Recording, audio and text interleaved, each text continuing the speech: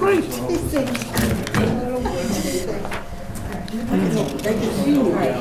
the links. I can use the links. I was joking. I'm sorry? Okay. We're live. We're live. Follow the door.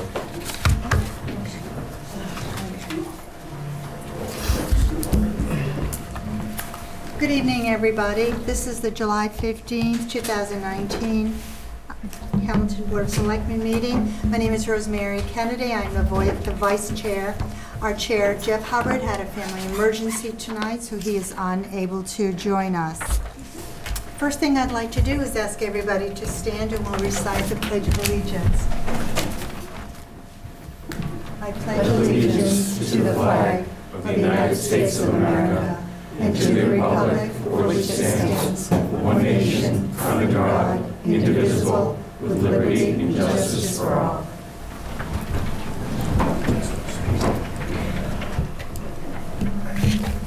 First thing I'd like to announce is that there is one board opening. That's the Board of Health. We have one opening, and if anybody is interested, the application is on the website. And at this time now, I'd like to invite anybody in the audience who would like to make public comment. Not seeing anybody, we will move on then to Selectmen reports. And Darcy, can I ask? Yes, I will go first. I attended a Capcom meeting, their first official meeting. That's been, all the officers have been voted in. They're looking to do something with what we call underperforming assets. That's land that is scattered around town that could have some use. We found 75 parcels, or rather, Dave Thompson found 75 parcels with potential. And these revenues can go into our capital stabilization fund. They're looking for land that can be either sold, utilized, swapped, or developed. And as I said, there are 75 parcels that they've found so far. So they're working on that. They're also consulting with Vicki Massoni, our energy manager, to leverage our energy programs, and we have grants coming from the state for municipal solar and other initiatives that will save energy and reduce costs. I attended the COA board meeting July 3rd, where the senior transportation was brought up. We found that they're going to be reducing the area of travel so that it does not include Danvers, Salem, and Peabody. However, we all know that's where in-network providers are located, so we're going to have to work to provide them with services so they can get to where they need to be. As everyone knows, if you don't go to an in-network provider, you don't get covered. And in a lot of cases, you can even go bankrupt if you unknowingly avail yourself of a out-of-network service. So that's really important, especially for vulnerable seniors. FinCom has reviewed the initial KP Law contract, and they've made some changes to the language for the final iteration before it gets signed. And let's see, final numbers for the Town Hall Building Committee survey came up. And there is solid support from the people for option B, which is preferred. And in other words, they want to leave the staircase in, the majority does. And the other thing is, when you remove the staircase from the front hall, all that extra room that people think they're going to be obtaining from getting rid of the staircase would actually be taken up by 2 additional staircases and the elevator. So for that and other reasons, option B was preferred, and the town survey can be seen on the website, town website, and that's it. Okay. Bill? I've actually been away for the last week and a half, so I'm just getting back. So no meetings I attended since our last meeting on the 1st of July. So. Okay, great. Thank you. The CPC met on the 11th. We had some eligibility applications in front of us. One was for the Town Hall restoration, and the other one was for the Affordable Housing Trust for 434 and 436 Asbury Street. The town hall restoration number is kind of TBD, to be determined. There was kind of a ballpark number, but when they come back for their financial eligibility requirements at the next CPC meeting, we'll have more of an idea of that number. And that was approved for eligibility. The Affordable Housing Trust was also approved for eligibility. There's a $200,000 request from the Affordable Housing Trust for that project at 434 and 436 Asbury Street. And then the Affordable Housing Trust will contribute $450,000 for a total of $650,000 for that project. And if and when it comes to fruition, it'll be a 70% preference, local preference for Hamilton residents to be able to move into that housing. We worked on updating our CPC plan. Every year we go through it and we work on it and perfect it even more. And then we close out some projects. When the project is finished, we review it, we check all the kind of receipts and stuff like that, and we close it out. So we closed out the Patton Park cannons, the Patton Park basketball hoops, and we got $3,500 back from that project, or that grant. The Historical Society, the Preserve Our Pictures, the final phase, about $600 back from that. The Patton State roof replacement and exterior restoration, we closed that project out as well. We have a handful of open grants still, the Brooks House renovations, the Town Hall OPM design services, knotweed removal program, master plan housing element with the planning board, Weaver Pond restoration from invasive species, and the community house. We also elected some officers. Jay Butler is the chair again, and Rob Burnham is the vice chair. And then also the Hamilton Historic District Commission met on, what day was it? Wednesday, maybe, I think, last week. Met at 3 o'clock here in Town Hall upon invitation from the building committee to walk through Town Hall. Even though they don't have jurisdiction in Town Hall, it's mostly just the envelope of the building in the historic district, but the building committee felt it was prudent to have them in the building to point out some historical parts of the building that they would want to maintain the character. So we walked around through the building, talked about some of the architectural details, some of the moldings, the wainscoting, sconces, door hardware, windows, kind of soup to nuts evaluation of the whole building. I thought it was a really good walkthrough with the HDC. A lot of good ideas, and even one of them, when we were upstairs on the second floor, we kind of brainstormed with the architect to improve the architect's design, where the offices will be. In the current design, or I should say the design before we met, the upper walls for the offices kind of cut out the windows upstairs halfway through where the arch is. And so with the architect, we kind of worked on making a soffit in the design where that nice arch on the top of the upstairs windows will be within the offices, so those people in the offices will see them and get more light into the offices. And there was a lot of other ideas that happened at the Town Hall Building Committee at 5 o'clock that evening. They voted to endorse option A, to remove the staircase. And then they started the architect on that option A and some of the changes that will happen to the back of the building where the entrances are, because with the ADA compliance, you have to make another entrance, almost a main entrance to the building, so that the ADA compliance will be clear to people. So there will be a ground level entry into kind of right out here of the memorial room, and then out by Joe's office where the old bulkhead is. And we talked about some design elements of that, and the architect's going to kind of go back to the drawing board a little bit and come back. I think their next meeting for the building committee is in about a month. And that's, I think, all I have today. So I have just a few things. On the Chabaco Woods Management Committee, they ordered 2 benches, which the town DPW has graciously agreed to install for them. Those folks do a lot of work pro bono, gratis, so it's nice that we are helping them a little bit with their limited budget. Senior swim on Sundays is going very well. There were several seniors there on Sunday, and There was a line when I went by before it opened, so it was yes, it was like blazes. It's really nice, and they so appreciate the opportunity to have sort of adult older adult time, and without an 8-year-old doing cannonballs next to them, which they enjoy also, but anyhow, so that was nice. I also attended the Capcom meeting last week, and I was very, very impressed with the group. They were organized.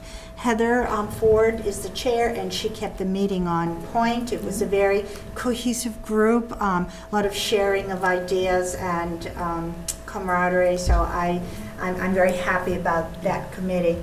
And then the final thing that I wanted to talk about is I attended with Jeff last Saturday the Legion Post Military Day over at Patton, and spoke with Greg McKenna.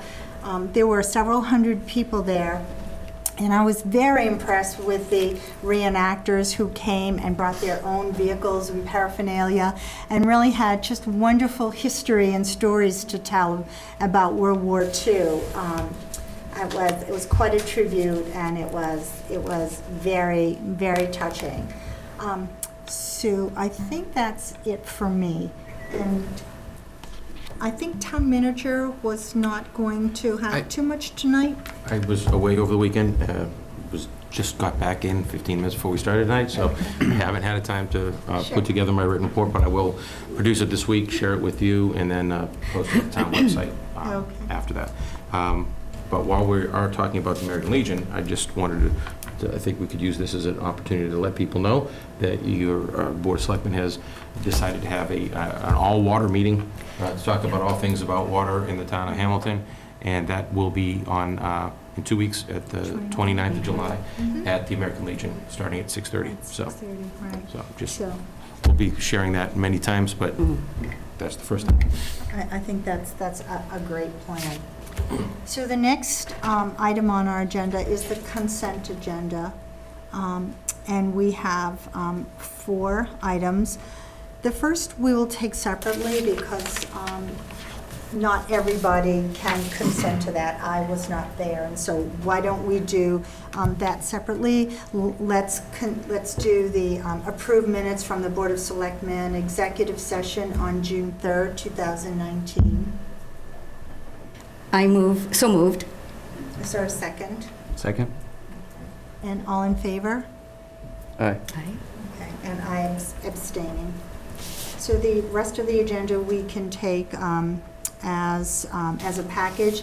First is the approved minutes from the Board of Selectmen executive session on June 17, 2019. Approved minutes from the Board of Selectmen regular meeting on June 17, 2019. Approve a request for burial lot in the Hamilton Cemetery, and grant an extension of the Gordon Cromwell Task Force to June 30th, 2020. I move that we approve those 4 items. Second. Second. All in favor? Aye. Aye? All right, so it's unanimous, 4 out of 4. A little ahead of schedule. Okay, Like so, that. And I'll move, we excluded the June 3rd, correct? you That was a voted on that You voted on that separately, Separately, correct, okay. and that was also approved by 3. All right. So, we're a little bit ahead of the agenda. I don't really see a problem with it, but if you want to make the fire chief wait a minute, you could probably take the appointment of the board assessor out of order, because that doesn't require. Yeah, and then if it's okay, motion. Mr. Chairman, we could revisit our vote on the transfer.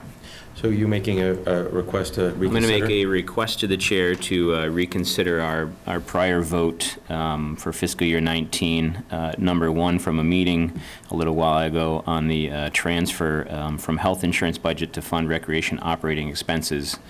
Previously, it was $1,500 for utility costs. Example would be electric and gas that exceeded budget.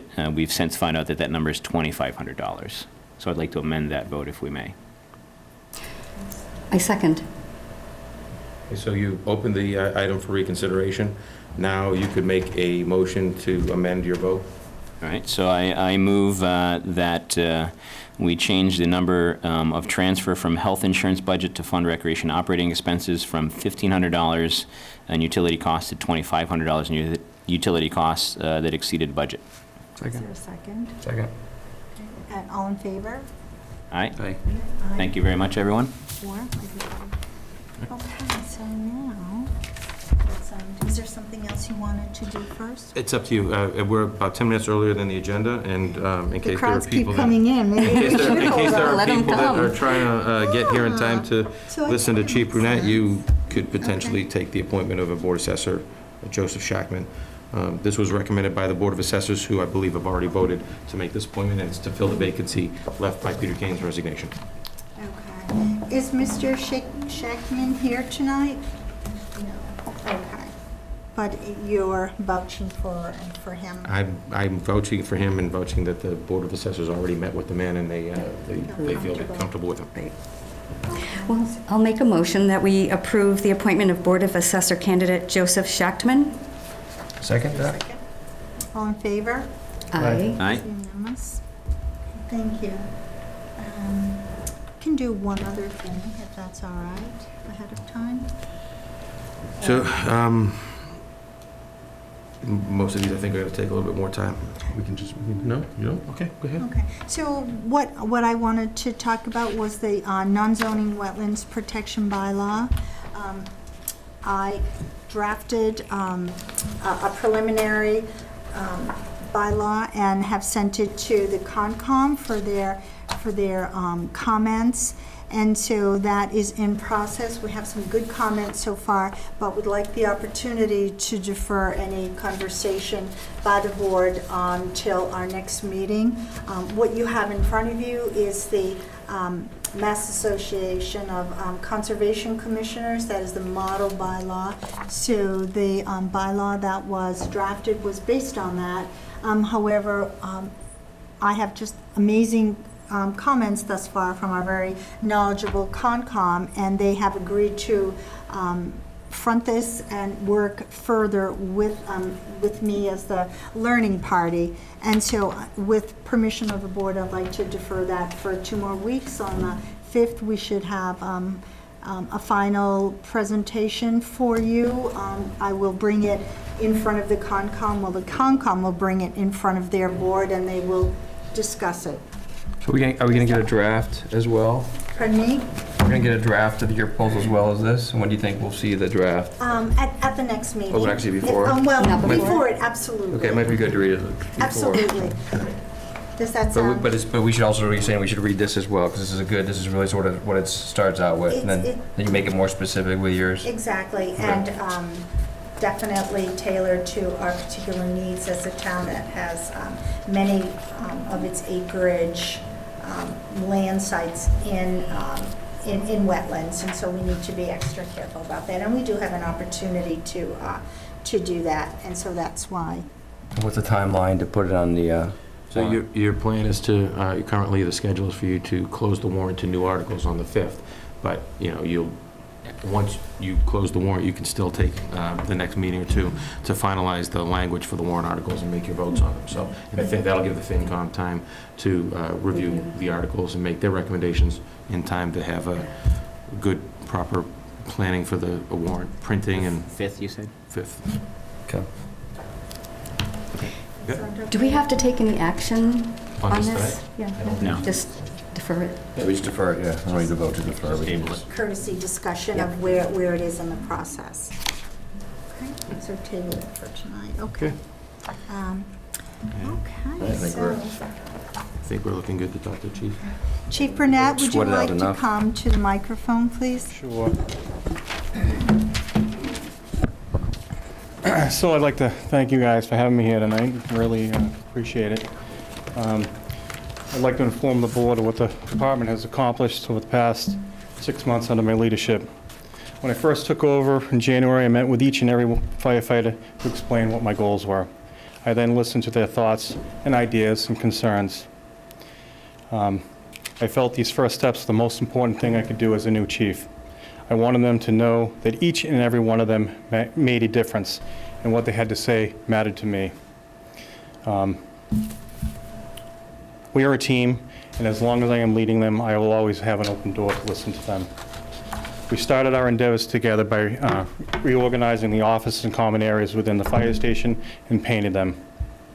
We organized the files and records and purged outdated items according to the Massachusetts Record Retention Schedule. We reassessed the equipment in the storage areas. We reorganized it while scrapping outdated and unsafe equipment. This is an ongoing effort to make our workspace more functional and safe as possible. We streamlined the trucks so they're more uniform in regards to the equipment. We're in the process of updating the uniforms and gear for the personnel. We had our annual pump testing, and I'm happy to report that all our fire pumps are passed with flying colors. We tested all our fire hose that hadn't been done in almost 9 years. Our firefighters and myself spent 2 whole weekends testing every stitch of hose that we had. Unfortunately, this process yielded thousands of feet of unsafe, essential firefighting equipment that needed to be taken out of service.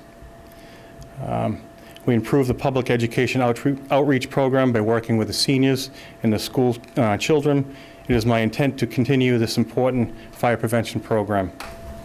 The town manager delegated the ambulance service and COA RFP to myself.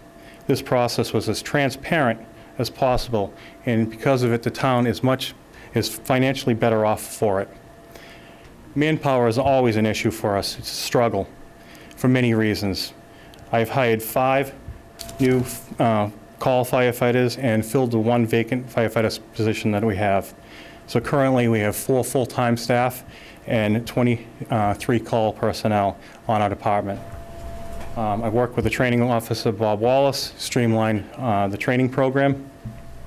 In addition, I hired Skip Mullen, a retired Hamilton firefighter who is also a certified academy instructor, to augment our training.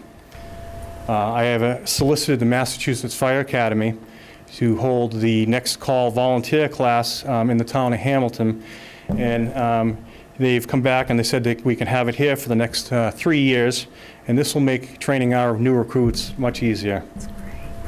They organized the installation of a self-contained breathing apparatus compressor in the fire station that we got we actually bought new SCBA's and we worked it into the bid.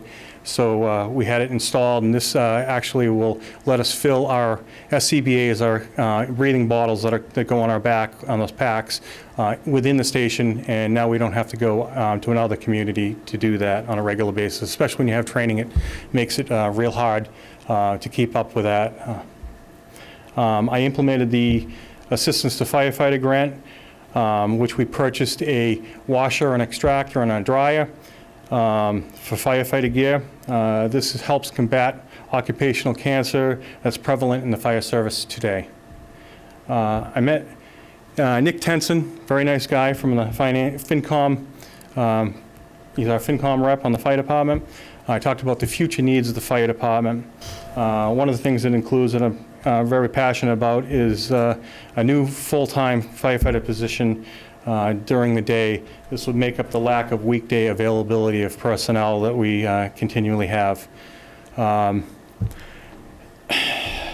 The fire department started an online burning program which allows residents to do their applications and payments online. This streamlined the process quite a bit. You know, the checks, the applications went from hand to hand, from dispatch to then fire, and then the checks went to the town clerk's office, and took, you know, probably hundreds of hours of administrative work. And I know that some of the seniors weren't happy, but we helped them all out and made sure that they got through the process, you know, in a timely, manageable, and I think they understand it now. I managed the budget, responded to calls, did fire prevention inspections, helped train the new fire prevention officer, and ran the day-to-day operations 24/7. So I can say, you know, Rome wasn't built in a day, but I think we got a good start in making much-needed changes in the fire department. So moving forward in the next fiscal year, some of the things I'd like to do, and these are just some. I have a lot going on in my head, but I'm only going to bring a little bit to you tonight. I want to update the policies and procedures for the fire department. It's been some time that they haven't been updated, and there have been a lot of changes with OSHA and other regulations that need to be, things need to be added into it. Like to take a comprehensive look into running a fire base ambulance. I think that's very important for us in the future. I don't think this is going to happen overnight. I want to do a thorough job making sure that we do this properly. Updating the fire department, the personnel records and the files, encourage professional development within the fire department. I think it's essential for the fire officers to have some more training. I want to get that all lined up with the Massachusetts Fire Academy.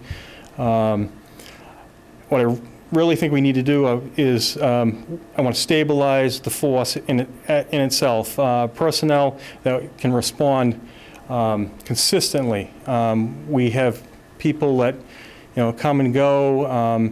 I think we have to encourage them to come more consistently to the fire runs and the medicals that we have. And they're all different, reasons that this happens, work related issues, home, schedules have changed, but I can see what we can get them to be able to allow. So I also want to facilitate the repairs to the public safety building, along with finishing upstairs, making it more usable for the fire department. And I'd like to open this up now to any questions that the board might have for me. I think I was pretty thorough. I just want to say something. I mean, I think that you've always had the support of the town. I mean, the town. I think public safety is extremely important, but what's even more important is strong leadership. And I think you represented in your time so far strong leadership. And I think that went to Phil Stevens' retirement party. He spoke very highly of you. I think the sort of blend from him to you and the experience you worked together has been a seamless transition. I think promoting from within is important to this community, and I see that you've done it again with Christine Ellis and sort of once again promoted from within, which I think is great to bring everybody forward in our department and work together and have continuity. I think you also realize it's not just about, you're not just a fire department, but you're part of the community. I think you realize you're educators, you're role models. So and hearing about what you're talking about, that's what you're trying to do is be part of the community. So I applaud what you've done so far, and we look forward to working with you. Definitely will look forward to working with you. I just wanted to say I'm really glad we have a strong chief law, and you're going to be our strong chief. I think that's a wonderful thing. The other thing is, do you have a contract yet? We're working on it. Okay. It's pretty much, it's right there. Okay. It's close. Good. He was away last week. I was Yeah, away on you the were away, weekend. yeah, Well, yeah. I just wanted- we're pretty close. We're going to have something to offer for your review and the FinCom's review, and Great. we'll go forward. But you need to Thank you. appoint him chief first before I can officially offer. Thank you, I Ray. don't want to put the cart before the horse. Yeah. Right, exactly. Just a few things, Ray, and to echo what Bill said. I think from all the feedback I've got, you're doing a great job. And that means a lot to us, and I think all the community to know that there's someone there that is responsible and thoughtful. I think it's great we hired Skip back. And so when you're talking about the training coming in the Hamilton, does that mean the guys won't have to drive the Stowe anymore for? They won't, Or some this is, stuff. every year we try and hire, in the past we've tried to hire just 3. I'm trying to push those numbers to bring the call force back up to where it once was. It seems like you have less people now that you once did, and now people with their availability with home lives and whatnot and work on the outside have found less and less time to show up to these calls. So we need to bring the numbers back, at least back to where they used to Right. have some more consistency. And we're about 20, 23? We're 27 right now, okay? Including So- the 4 full-timers.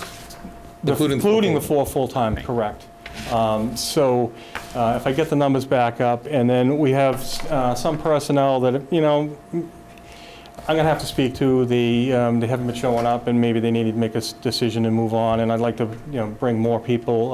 The numbers might change, come and go. Okay. You also have, you send people to the academy, and you might send 5 people to the academy, and 2 might work out one year, and then you might, vice versa. The next year, you might have all 5 work out. Right, and then You we've got just the don't people we know. have for a few years, and they move on to another Yeah, they move department on, they somewhere. decide that this isn't what it wasn't cracked out to be, and they decide that they can't do it. Right, and to your kind of earlier point about looking into hiring another full-time during the day, that's kind of our our lacking zone, right? Because We're lacking we've got zone. not as many Tim, guys in the trades that are sorry, in Nick- the area, right? So Yep. if your house is going to start on fire, hopefully it's at 5 or 6 o'clock, right? Because during the day, it's going to be tougher to get guys there. Yeah, it's going to be tough. During the day, we used to have all sorts of people that worked in town. I worked in town before I got hired, was hired full-time.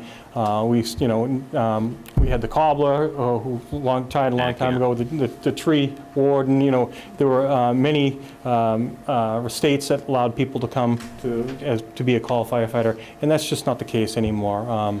We need to move towards a different model in the future. And we did a study, actually the town did the study, I think it was like 25 years ago, and it said within 10 years we'd be 24/7 around the clock, and I can find that for you. I have it at the fire station.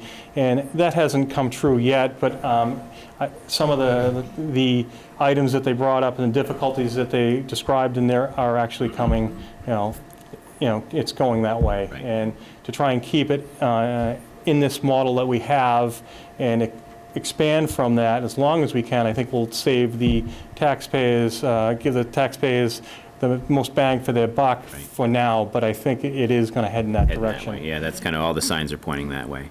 And then you're just kind of talking about the budget this year, and then you'd gone through all the hose, and I know there's quite a lot of hose that had to be getting rid of. And then is there a capital plan for next year to replace some of that hose? Is that going in this year? Do we have enough that we're okay with what we have? We were able to move some money around we didn't hire 3 call firefighters, so we didn't use that training money. So I went to Joe and begged and pleaded, and he thought it was the right thing to do, and he allowed it. He didn't have to Sorry, make it I'm clear. exaggerating, but, so he allowed Right, he me- saw the merits of it, He right? saw the merits of, what needed to be done. We had to have it on the truck, and we had to have some stuff to spare, and I tried to keep it down to a minimum. We actually had to get rid of a lot more than I bought, but I figured this would take the curse off it, and we could plan for some more hose later on. And obviously, from now on, we're going to have to, on our NFPA, we're supposed to test that hose every single year. Right. I don't know why it wasn't being done, but took the initiative, and all the guys took the initiative, and we did it. That's great. And this all was a joint, I couldn't have done it without the call firefighters and the full-time firefighters. We're a team, and we work as one, and we try and get the job done, and we all pitch in and make sure that everybody takes a little bit of the workload. So We're all up to date on SCBA. we stuff bought now, SC, right? that's one of the purchases we Turnout bought gear last too, year. Where we do 5 sets a gear, but where I'm trying to put more people on, I'm going to have to up that number, and I was unable to do it in this last budget, but some things like that are going to come up. I'm going to have to add some more gear and some more equipment that we hadn't bought in the past, and try and get it fitted into the budget. And I've been talking to Nick about that, Tenson, FinCom, and we'll just try and do it as fiscally responsible as possible, I That's guess. a good answer. So, Great, thank you, all Ray. right. So I just had a few things to say, Russ. I just remember 30 years ago when I saw you at Ledyard, you were just as dedicated then as you are now. Thank you for your dedication to our town. And I can attest to those weekends when you were out schlepping the hoses, because you showed me in just what bad shape they were in. So I do remember that, and I wholeheartedly concur that they needed to be updated. And then another thing is, I met one of your new volunteer firemen just serendipitously tonight on the way home on the train, and he had nothing but good things to say about you and about the department. And he was very impressed that you were having some pre-formal training, sort of ride-alongs, where they're not really allowed to do anything, but they're allowed to see what you do and really make sure that their commitment is solid before Before they go through the training. they go through the training, and before the department spends all the money outfitting them, and I thought that was very wise. But if anything, it just deepened his commitment, so I applaud you. It costs about $3,300 to outfit each firefighter with the gear, and it costs just about $6,000 to put them through the fire academy. And we don't pay for the fire academy, but we have to pay them for their wages. And Right. to try and to have them come along and see if this is something they really want to do. I thought that was a wonderful idea, just to make sure that, before we get into spending all this money, find out later on that this wasn't for me, there's $9,000.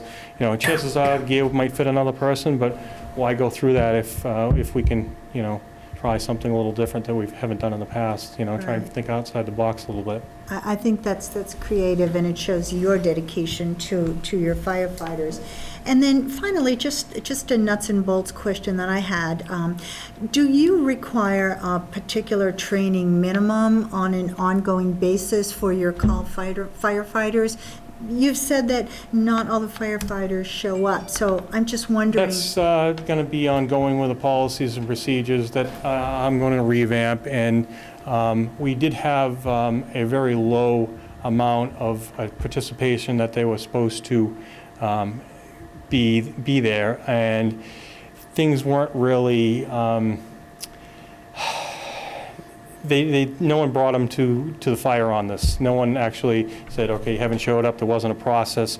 So these are some of the things that I have to put into place and hold true to, making sure that it gets followed. If it doesn't follow a process. And unfortunately, if I can't have the town can't have a non-trained firefighter up to date and on the fire department, it could hurt myself, my other firefighters.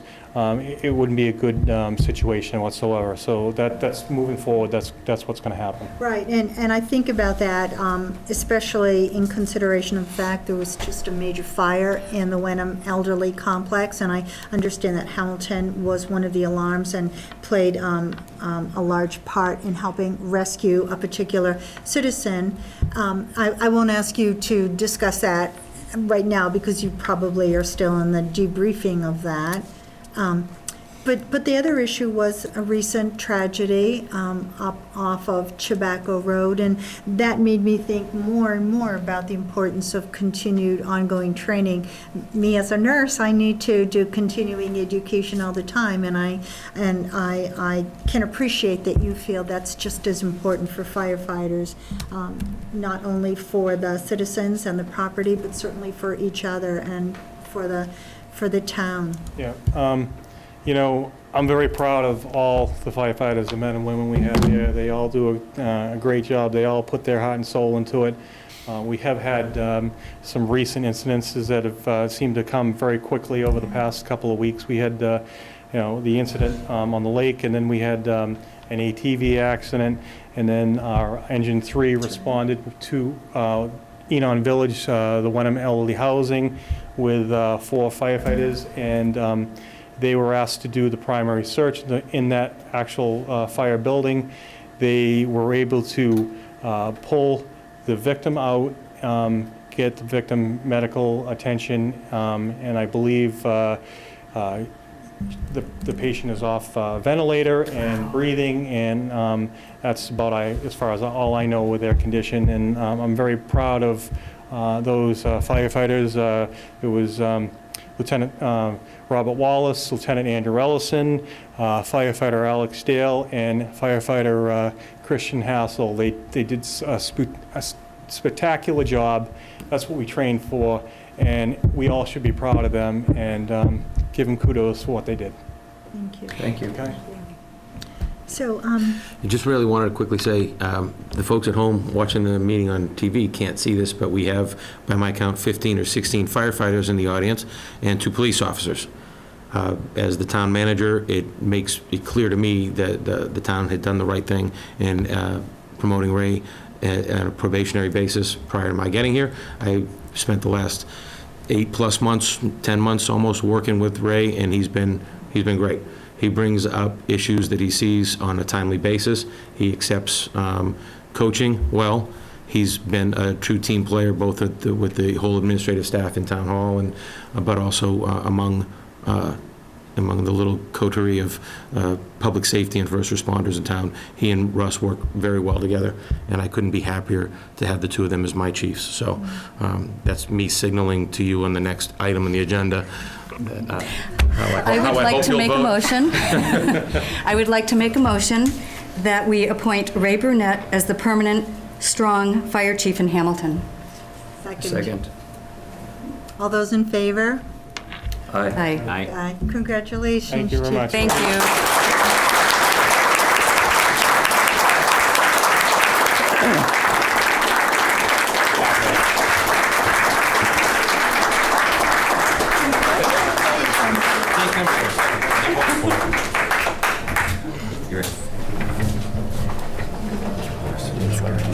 Wish we had a cake.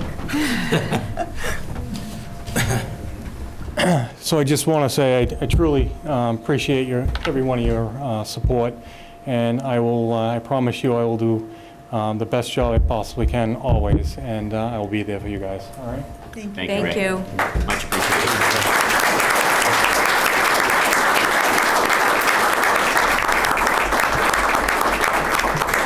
I'm so glad.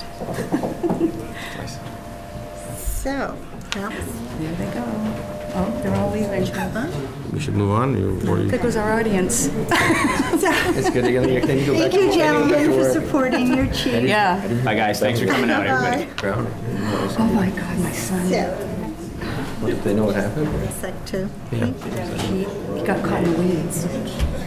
He got caught in the weeds, and the woman he was with couldn't help. Those are good things to do. Those are the fun things to do. My son made the call. He was one of the first ones there.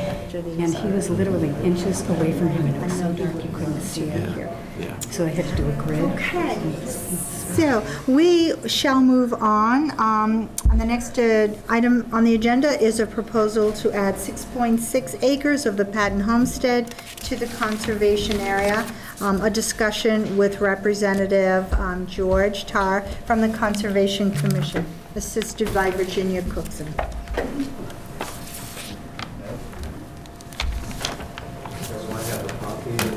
Yes. Yes, Yeah, I we do. all copy. Yeah. Yep.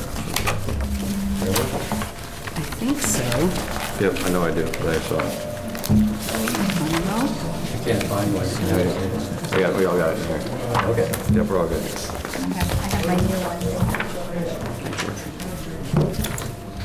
Thank you, George.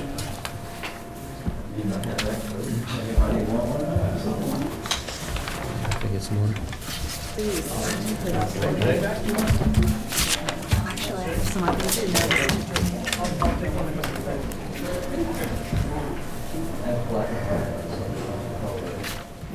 So we're just waiting for George to finish handing out copies of his proposal, and he will come up to the podium and discuss it with us.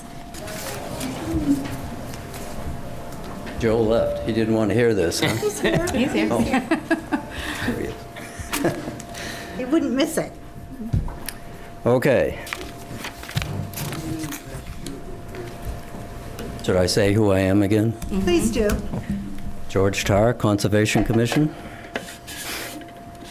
In 2016, at the town meeting, there was open space conveyed to the Conservation Commission.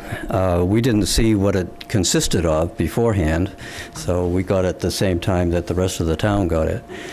When we looked at it at the next meeting, the first thing that popped out was the rather odd shape. It's made up of 41 line segments. We were told later that it was the result of very careful thinking and planning. You can judge that for yourself, I guess.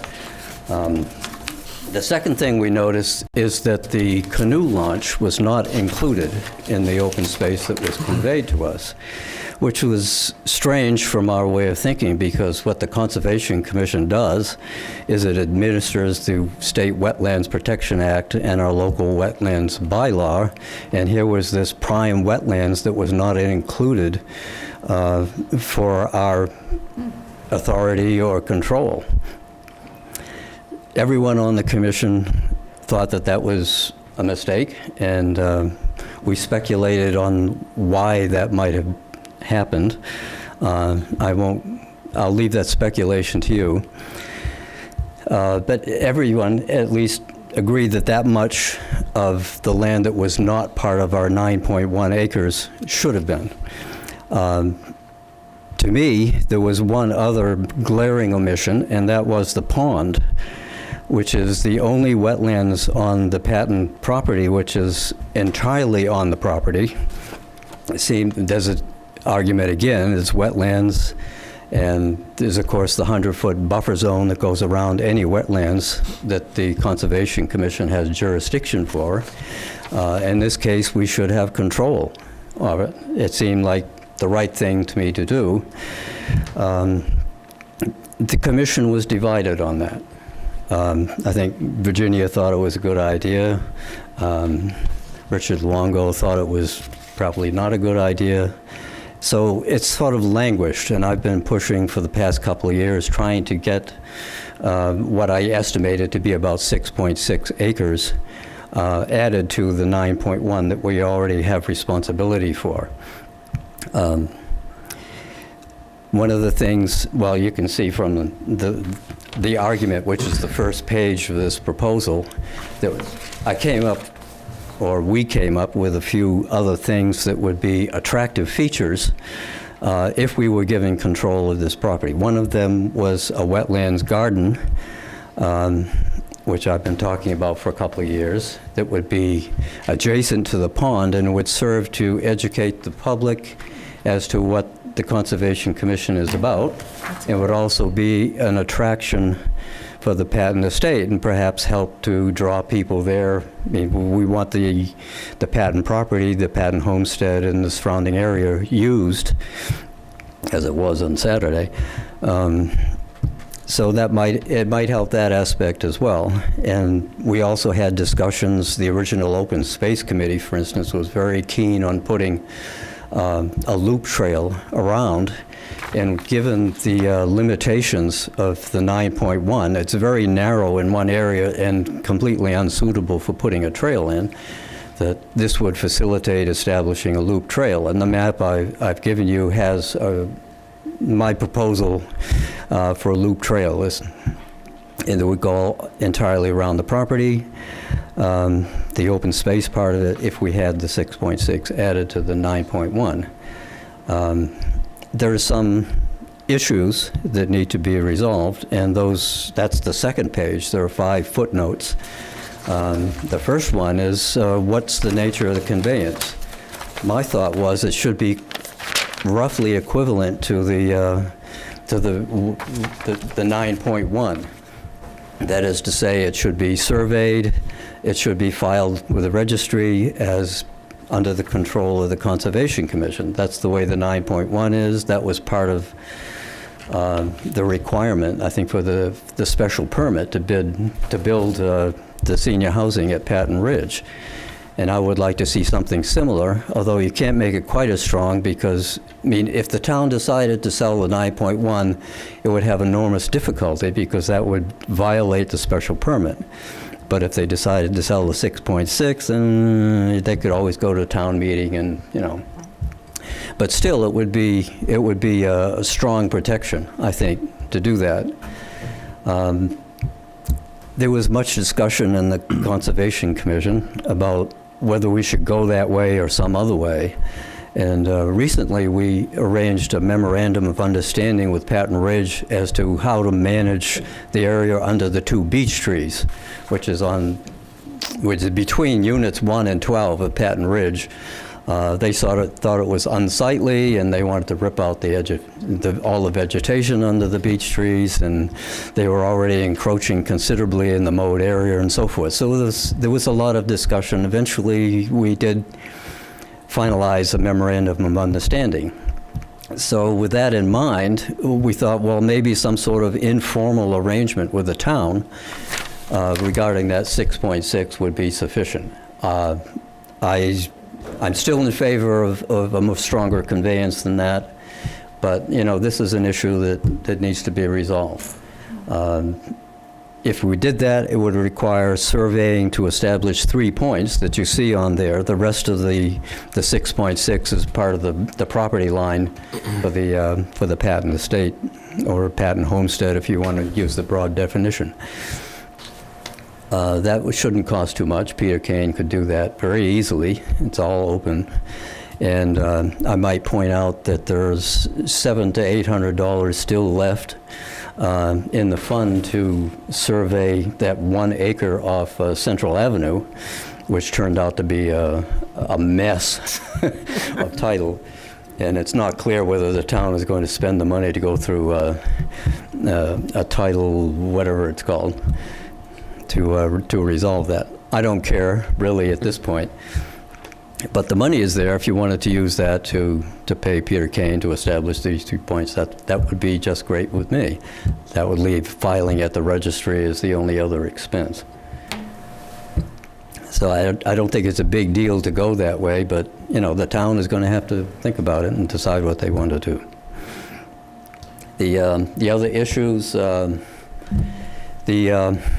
canoe launch, obviously, is an issue, and we had Joe and Patrick and Tim Olson And Kaylee and the head of Patton Homestead, Kaylee Pele, whatever her name is, never did get the pronunciation, had a site walk at the end of May to look at all this, and we talked about it. Joe and I talked about it especially, and I gave him the ideas, the way I would manage that property.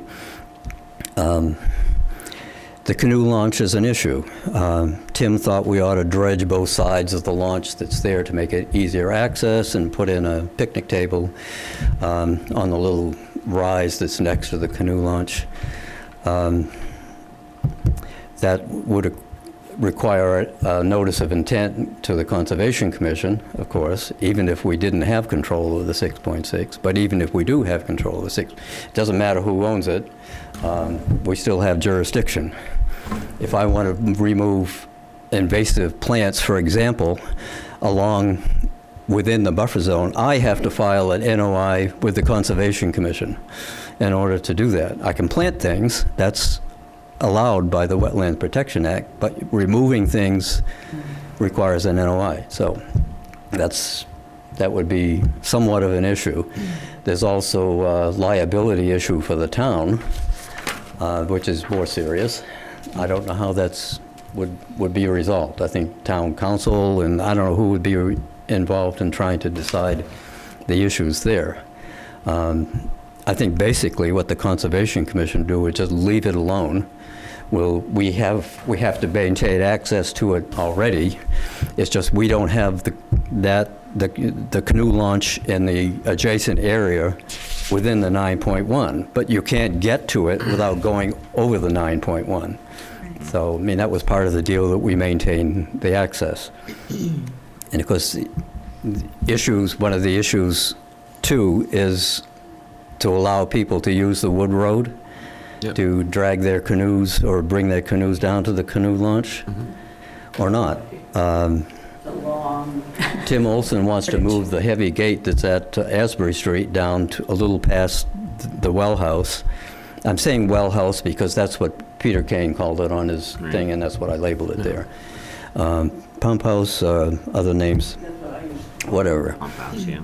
But it seems to me that, I mean, the emphasis is on making this property more usable and more attractive to the citizens of Hamilton. And I think blocking that road to bringing canoes down there is kind of in the wrong direction. On the other hand, you don't want a lot of traffic on that road. So my idea was put a sign there, say, access only to the canoe launch from that point on, and don't put a big heavy gate there. But, you know, these are things that have to be discussed and resolved. The parking for that road, by the way, is not on the 9.1, and it wouldn't be included in the 6.6 we want to add either. It's town property that's associated with the well. Right. So all of the road that comes in there, if you want to park at the well house, there's room for at least 5 cars there. That's town property, not under our control. But we would like to put something like a kiosk or something, put some Informational signs, some information on the well house. Right. And I'm sure that can be worked out with the town. Do you- You suggested the other time that people could park in the parking lot that's created next to the home, and then could take their kayaks or canoes a shorter distance around the pond to do. It's still a long way. Half a dozen one, 60 in the other, really. Yeah, It's I'm not kind of much against shorter. that idea. We walked the whole thing, it's not much shorter, it's about the same. So, Unless you could get permanent access on the road that's coming, you'd have to go through, No. which they had for Military Service Day. Right. But that was They just, that coordinated was an that ahead of exception time, for just yeah. that day. So if I could- I don't think that's a good way to go. There are 2 canoes and a kayak stored there and have been for weeks at the canoe launch. And there's no evidence that the wood road was used to get them there. So. yeah, when we walked out there. though, 2 so we ways. get there. My thought was they came from the Ipswich River. Yeah. They put in somewhere else. Virginia thought, well, maybe they came down from Patton Ridge. There's that access road that we don't want to talk about that goes up to Patton Ridge. That's a shorter distance. That's not very far to carry a canoe Well, we compared don't- to carrying I it don't from think we the want to well. encourage people to do that. I don't know, Pat but- Ridge doesn't want us to encourage people to do that, so. So I have a question, just to open up the questions here. The discussion, tell me how much land would be left on the gift, the homestead and 4 acres surrounding it. How much additional acreage is there? I don't I recall. didn't do the math. 27 minus 6.6 minus 9.1 is whatever that is. Okay, okay. About 12 acres. About 12 acres. But that So, actually exaggerates the amount, or underestimates, I should say, the amount that would be usable, because we have no intention of blocking anybody's use Right, you on the just- north side of the pond. Okay. I mean, In on fact- Military Service Day, they go right up, they use the entire open mode area. Full meadow, yeah. And And- that's fine. We're fine with that. Sure. And we've talked to the people at the military that run the Military Service Day. Right there. And in fact, they agreed to everything that's here in the proposal. Right. They said, okay, we won't run our tank around Around the elephant tree. the elephant Yeah. tree. Yeah. And they agreed not to go past the culvert. Right. And they didn't. I was there on Saturday, and they didn't. Yeah, and so the other question that I had is, your mission in doing this is just to enlarge the open space, the usable open space, so that you can make a trail and make it truly a usable open space for predominantly, obviously, citizens of Hamilton, but obviously anybody else Yeah. who would want to use it. And so, the other question I have is, you're talking about doing this as a voluntary exercise. You're not talking about having control transferred to the Concom via documents at that's the why I Registry brought of that up, Deeds. yeah. Yeah, so I'm wondering why you would do that at all then, if you don't have any sort of legal control over it, that the town, if they If we don't opted to have sell it? control and authority in some form, Right, then there's no wetlands garden, there's nothing we're going to do with a canoe launch. We could still put a kiosk up and put that a signage, obviously it needs signage too, and advertising to bring people in. right. So we could say that And we they- always have jurisdiction, as I said. Right, so we could say. But that's the not the same thing as having the control. over it. Control and through a registered, in the Registry of Deeds, I understand that. So I'm just wondering why you wouldn't just ask for that? Why wouldn't you ask for the property to be formally assigned to the Concom so that you can perpetually Right. make this trail and protect it? and That's- have a That's really what we're As I asking said, for, that's is my in perpetuity, preference. right? I mean, what he's saying is you're protecting it. The only thing that the worst case scenario is that Hamilton sells the property before it becomes conservation land, Yeah. right? That's where The you're on- protecting the only against? reason for bringing up the informal part of it was because we'd gone through this memorandum of understanding business Right. with Patton Ridge, and Jim Hankins suggested maybe we could just do it on an informal basis. And the original proposal that Jim wrote up, I mean, he did a very good job, I think, and sent to Joe and Patrick. Right. So can I provide a little bit of background? So Jim brought this to me, I think, in April.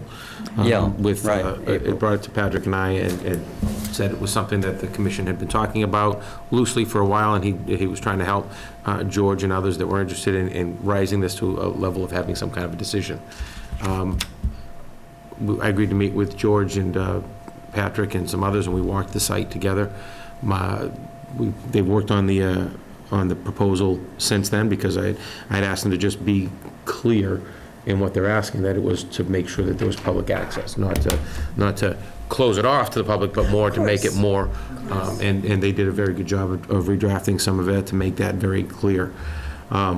You're the policy-making board. You can kind of determine if you want this to go to town meeting and be conveyed legally, or if you want to just enter into an agreement with the Conservation Commission that gives them the authority while we own Spells it. across the Right, I was just property. going to point out the difference there. The MOU is, the Board of Selectmen endorses it, we work on an MOU with the CONSCOM, Right. it stays in-house. Right, that's, Otherwise, it's a town meeting. It doesn't vote. protect It's it in gotta town meeting perpetuity. vote. And Well, that's- CONSCOM Doesn't has protect to it in sponsor perpetuity. it. But the only difference is it doesn't protect it in perpetuity. Right. Another town, another board can decide to sell the property, and then it goes, Right. And the MOU goes away. exactly. or the town does later to Exactly. sell the property, and it goes. That was exactly right. the So point that's that really I what we're was protecting against here. trying to raise. Can you do me a favor, just so I understand clearly, maybe you can hold up just with your finger, just make sure I'm understanding your colors correct, because the green and the blue are pretty It's close. kind of, if I can help you out, Bill, Yeah. and Thickness of George the too. line. This little triangle on the top here, if you're that looking it? at, here's the Yeah, road. I got it, yep. Here's the canoe launch, this is part of that new area, and then this little sliver along the back. Okay, And and then then- this kind of, this bigger area here. This, it's kind of convoluted, but this blue area that's kind of this weird shape is all the current 9.1. Right. And the, And then the wetlands garden is kind of on the side of the pond here, closer to the Topsfield side. And then this trail would be ideally a loop trail around the property. And then the points that you have, at a certain point, it becomes very straight lined with very specific points. Are those points marked anyway on the site if I wanted to go walk it, or did you just come up with No, sort of 2 dimensions on a plan? I put a marker on the one in the middle Okay. for the site walk, just to indicate how far the 100-foot buffer line extended. And it extends quite a ways into the field. It covers a lot That's of... the line, it's the 100-foot the line, is mowed- what the that's what you're mowed basing it field. on, the 100-foot line, so I'm trying to understand. Yeah. Right, and then the But other I thought the lines for what would be conveyed to the Conservation Commission should include the 100-foot buffer line around Yeah. the pond. And that's pretty much where you've Mostly ended it's the around line, the right? pond. And it kind of goes from the corner, if you look at the map, Bill, there's Yeah. a shed up there. I see that, yep. And it goes from, if you look on the topo, right there's that kind of little rectangle here. That's where the pool used to be. So Okay, if you can remember where the pool was, that kind of Right. corners, and then it shoots over to where the kind of backs of the Yeah, park. and I got I it. used my map pulled whiteout up to here. remove that. What's that? I used my whiteout to Remove remove the that. pool. Can save Oh, I the see, yeah. remnants. So when George and I talked, we also talked about the fact that if this were to be conveyed to the commission, they're still not asking for it in such a way that keeps us from being able to use it. I mean, when I started, my charge was to try to find a way to utilize the property more, make it more valuable to the community, have it earn some of its own keep. We're working on that plan now. We've had some success. We've got things irons in the fire. Military History Service Day is a great example of how that property currently can get used. And George's promise to me was that wouldn't change. So, and under that, Has anybody with spoken? that understanding, Has anybody spoken against it, or said anything against it? Has anybody Heard been any? anything? Is there any Negative reaction opposition to to this? it? Yeah, right. No, it was still something. And people. I don't know get up who in and the talk, audience and has- Yeah. I welcome everybody's but talking. this sort of. is, And I guess, go ahead. You better shoot it all down now. Well, I just have to make a comment. My name is Barbara Hesselwich at 3 Patton Ridge. I'm the president of the Patton Ridge Condominium Association. The one question I do have concern about is the proposed loop trail does go across Patton Ridge property. So I believe it does anyway. We do have Crosses the driveway up to the condo. Goes across the road. Really, that's an easement, isn't it? No, the easement doesn't, there's land on the, that would be the south side of the road that is ours. There's a strip of land. There's land down here that is theirs. This little thing right here. And if I'm remembering right, George, when I was a liaison to CONSCOM and we were looking at some of those swales and This is open. the rocks down there, they weren't where they were supposed to be, kind of, right? They were different from the buildable, as built, right? And there was some discrepancy with where they were and. Some issue about access. Well, I think the, Patton Ridge seems to have a different view of what the public is entitled to. Right. I mean, the wording for the deed to Patton Ridge seems to me, and it seemed to others who have read it, allows public access on the Patton Ridge access road all the way Right. through to that trail that goes down. Right, that was kind of my understanding. Yeah, I mean, I was on the planning board when we Right. reviewed this, and that was sort of, I mean, if what it was, says it's for yeah. emergency vehicles and, Right. I do remember reading and that. also if you notice on the map, there's an easement. Hey, George, I'm sorry. Would you just mind standing up and saying the same thing? Just for the people at home. I apologize. Yeah, just, if that's okay, Barb, just Oh, that's fine. so you can answer the question. Sorry, George, I know the people at home, they're listening, they can't Yep. really hear you. If you look on the map, there's that shaded area that represents the town easement. Right. There was a thought that we would put in a parking lot. Yeah, I remember that, Right. right, yeah. And then there would be a road branching off the access road to Access road, Patton right. Ridge at that point, going Correct. down in there. Yeah. Later, Patton Ridge wanted an easement for the stormwater drainage. Right. Which covers much of the same area, or at least some of the same area. And they have a culvert under the road, and they have an easement that allows the water to flow into the other side, which is on, all of that is on the 9.1, by the way. My thought was that because we have that original easement, then we have a right to put something there, like a footbridge. Patton Ridge is not enthusiastic about that. It would also be an expense, so that's something to consider.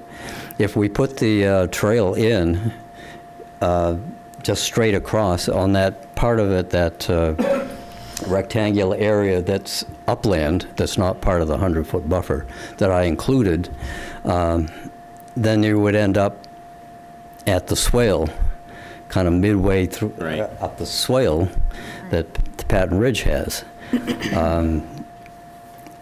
I would like to see a footbridge there, but, you know, this is something that would have to be worked out with Patton Ridge. If they absolutely don't want anything like that there, then the things that would, the official thing that would happen is we'd run the trail around the bottom of the, that collection thing at the Yeah. bottom of the swale, whatever it's called, and, you know, continue the trail from that point. Crossing over the access road to Patton Ridge is certainly within the public right. Right. I don't think that's what would happen in practice. In practice, people would just go down and up the swale and across. Right. Whatever is And I think easiest. channeling that in a particular area is a better idea than let people just walk over wherever they happen to want to end up. We can put the footbridge down close to the end of the swale where the access, where the, you know, the easement is. Mm-hmm. And that would bring the trail Down farther. yeah. considerably away from Patton Ridge. Yeah. And I don't think Almost that's, like you have I it on don't the see map. why that should be a problem. Yeah. Are you just bringing it up as a point, or are you saying it's a problem that you know of with your community? Well, there are a number of, asking entirely different there are a question. number of players here Right. that would have, to- Yeah. well, the question I'm bringing Okay. up, and Right. this is my concern, is I thought on either side of the private road that comes in there, that we own the land immediately adjacent to it. Yeah, I mean, I'd have to go back and look, but when I was on the planning board, we definitely talked about the possibility of putting a parking lot off of that road, I so. understand, So we I had can see where access to it, the yeah. easement comes Right. down our road and then goes north. I do understand that, but coming from the south side, I believe that to get to that easement in the road, there is a stretch of land, I believe, that we own. I think it's an important detail, but I think it has very little to do with what we're talking about today. It's So, land that runs along the yeah. side of the access road, and I take it to be included in the Chief? public access. So I don't see it as an issue. But I basically, think Yeah. Mr. Johnson might have Yeah. a point. If I may, no, please stay here. I have issues or points on the conservation plan altogether, but I thought I would add on this. So Mark Johnson, I was a selectman at the time. We were negotiating these and going out to bid for CP Berry to come back. There are actually two easements. One easement is at the end of the cul-de-sac to cut down through. The idea was to make it was important for the planning board, it was important it was identified during the bidding that it would be public, but we understood it was also a community, so we didn't want to make it a high-profile piece. We needed to have some access there, but, so there is sort of a cut-through in the back.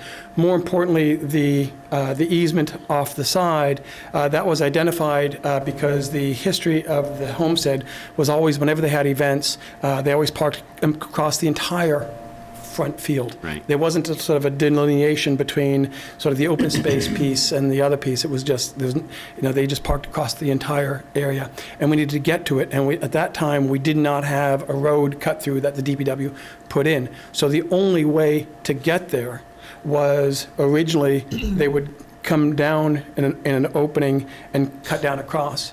And so we identified early on with CP Berry that we wanted the final plans to have the ability to do that. And it was just to give flexibility for parking in summer events when the land was going to be strong enough. The agreement by which Patton Ridge has made with the Conservation Commission about managing that open space allows, I think, for like 3 mowings a year, some limited number of mowings a year. What it's done is it's taken that open space a little bit out of the surplus parking possibility. It's not consistent with the pure open space use for it, which was fine. We sort of understood that that would be a consequence to it, but we still needed to have the access across to use the rest of it. That was the idea. When CP Berry actually built the swale, their contractor just went through and put this gully and the rocks there, completely obliterating what we had talked about as having the access. We thought that there would be a way to turn over it, and then instead of having a culvert type structure, it just became this gully. Right. So the actual construction did not match the intent and the early discussion. I think whatever solution here, there's no at odds with Patton Ridge, there's no at odds with the Conservation Commission. There is a solution here, it just means people have to work to find it. But that's the history of that easement and the little easement in back. I can help in some other things if you want. Thank you, Mark. Yeah, I mean, I think that's an important discussion, but I don't think it's relevant to what we're talking about The today. main point, Yeah. right? I think it's a future discussion, Future discussion, for sure. yeah. Well, That doesn't change my position of whether or not we do this or not, whether or not you can put access across. But I guess I just have a kind of a few remaining questions is, now that I guess the base question comes back to, do we want to just do an MOU with the CONSCOM? And if they seem fine with that, I'm fine with that. Or do we bring it to town meeting for a town meeting vote to make it a permanent conservation? And then the other questions are, the CONSCOM's just worked out a MOU with the Patton Ridge community for maintaining some of the open space in the beech trees back there at a somewhat considerable expense to the town. That's not part of the CONSCOM budget, so we're absorbing that from the MOU, which is more than I think anybody even has anticipated, or even maybe this board doesn't even know how much it's going to cost at the moment. With thousands of dollars here in maintenance. And so my other question, kind of follow up on that, is what will be the cost of installing the water garden and maintaining the property? Will that come out of our general fund? What's the kind of estimate for it? Will the CONSCOM have some type of a fund or a budget to maintain the property once it's preserved? Good question. And then, back to George with the canoe launch and kind of his making light of the insurance. I know we probably have some current insurance on the canoe launch, but will it change, and what will that change be once we include it in this parcel? And then the Wood Road, do we update it? Do we maintain it? There's a lot of kind of other questions that raise up with this plan, and a lot of it comes down to dollars and cents, I think, for me. I'm all for preserving it, and George has done a good job of kind of delineating where it is, and it pretty much follows the 100-foot buffer, for the most part around the property, which is, it's conserved anyway for the most part. This is just kind of making it a more easier thing and makes it a little cleaner on the map once it's all joined together. But those kind of brass tacks on the budget stuff is kind of my main interest on it, and the insurance. Good questions. Well, as I pointed out, there's a difference between jurisdiction and control. Right. And, so that's what it's about. As far as the wetlands garden, we do have some funds in the Concom. Mainly we have me. So, yeah, In perpetuity? take care of it. We have you in perpetuity? There has to be a discussion about what's going to be included in it, of course, but, one of the things that might be an expense would be buying a seed mix from one of these companies that we always recommend, when somebody is, Metal mix repairing something, or yeah. rejuvenating, regenerating, whatever, that we have recommend some seed mix from some company. We probably ought to buy some of that and make a plot with, a sign, this is the stuff that we ask people to spread around, and this is what's in it, that sort of thing. One of the other things that we have to discuss, well, as I said, in the meaning of the word native, and that could go on for another hour. I don't want to get into it. Those Right are here. sort of future discussions. So, So maybe. Do we have enough Can I information? ask a quick question first? I just want to confirm, has the Conscom now voted on this current iteration of the That was my proposal next to us? question, yeah. We decided that the Board of Selectmen ought to make a decision before we actually voted on it. So the vote was deferred at the last meeting, right? We all agreed to it. We all endorsed it, So you said it was endorsed right. it, but you This haven't is what we voted on it. wanted to do, Okay. but there wasn't an actual vote. I don't think we do, I don't think we but do. I'd like to see us try to get the information before August 5th, because if you want to go Right. forward, I'd like to see it on the special I'm town not meeting against it, I just need more information. Yeah, But I just so want to this hear fiscally, just anything else we're not thinking of, by going from You want to more comment on it? expensive or less expensive to do this transfer? Or- Well, You can comment. I think we need I know to the pros and kind of work cons. out what they want to do with that, Yes. what's that seed mix cost, Yeah. who lays it, things like that. It is part of the Patton Homestead. Yeah. Currently, if you convey the land to the Conservation Commission, it's not technically part of the homestead, but it's still public land right next to the land we own and currently maintain, so, It would be good to know what FinCom thinks, too. yeah. The FinCom, I think, our new town council, looking Town at it council, FinCom. and figuring out some of the easement issues. According to Patton Homestead, Inc., Patton Homestead means the buildings and about 1 acre around it, and doesn't include all the rest of it. We loosely refer to it as Patton Homestead, but it's not, it's just town land. Yep, municipal. So we're not taking anything away from Patton Homestead. And also, I've talked to the Patton Homestead people, and they're perfectly happy with what we had planned, so. I don't think we're against it at all. I think we just want to get a little bit more, I think it's good information. We just need to do our Due diligence. due diligence on it. But I think I appreciate all the information you brought forth, and I think we just need to ask a few more questions of other people and put together an opinion. If you don't mind, I'd like to address a couple of items that were brought up. And one of them is that, as you know, the town decided to convey the authority and control or management, however you want to put it, of the 9.1 acres to the commission. The commission doesn't have a budget for it, didn't even know what was coming at them. But we have taken it seriously to try to make the open space usable as open space for people. We have that nice little road behind there, so they can certainly go down there. But we looked at it and we said, we need a way of actually, it would be nice to if you're going to go walk on the 9.1, you want to be able to walk around the whole thing, which is part of the reason this 6.1 acres that George is talking about came up. And we're not asking for any money at the moment because we don't know what you folks want to do for that 6.1 acres. And we're still thinking, and primarily George is doing a lot more of the thinking, okay? He's taken the front line there. And so we most likely will eventually have to ask for some money, but at the moment, we're still planning and trying to figure out, can we use it? Is that something the town wants, as in with the selectmen want it?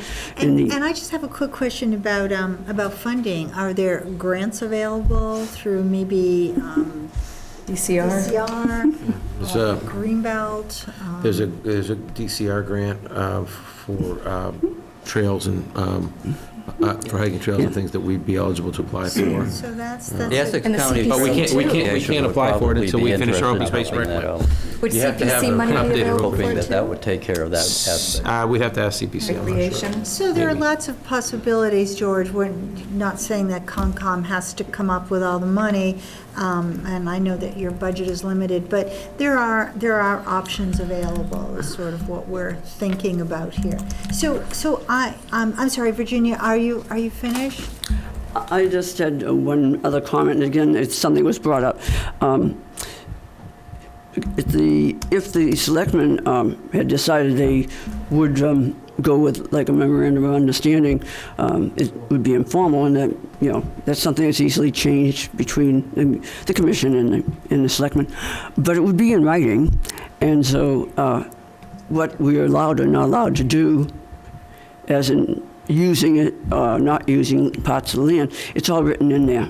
So it's not like it's informal as far as wouldn't be asking for the actual ownership, but it would be a formal, and that would be formally written, just like we have the memorandum of understanding Still in with them. agreement, yeah. Okay, And that's I all. wonder if that would affect grant eligibility if it's not formally under the control of Concom, because ostensibly it could be sold like that. Yes. And then all this grant money has gone into it. So that's something we Yes, would need right. to think about as And well. isn't that the new Conservation Commission? Doesn't she have some background in getting grants? I Yes, thought you she said that. does. She- So we might have to go after her to start with. Absolutely. Thank you. I'm sure she'd be happy to. So, Mark, did you have one more thing that you I want? did but I didn't want to stop, but they were. Oh, No, I'm sorry.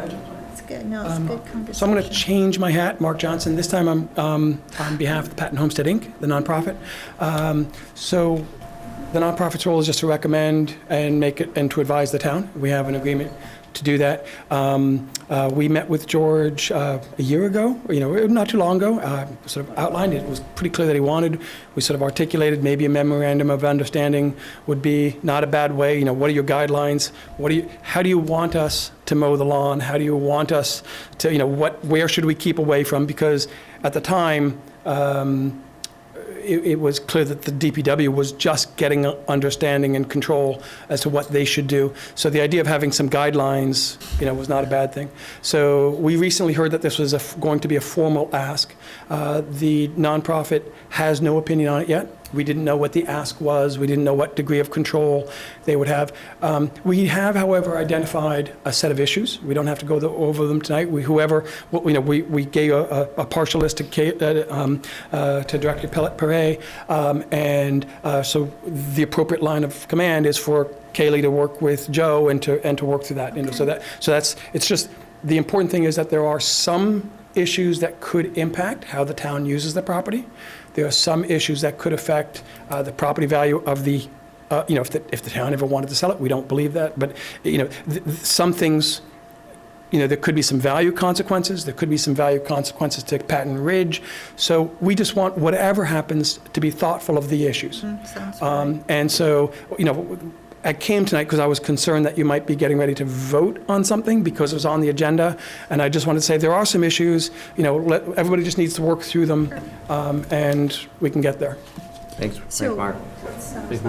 that sounds like we'll. So when will you meet next in order to formalize the list of issues to go to? You How meeting much time tomorrow? do you need? So we gave a list of issues to Kaylee Okay. already. Do you, we- does PHI have this? No, it does not. And I'll scan that and circulate around. You don't have to send anything else. I'll just scan that and send it around.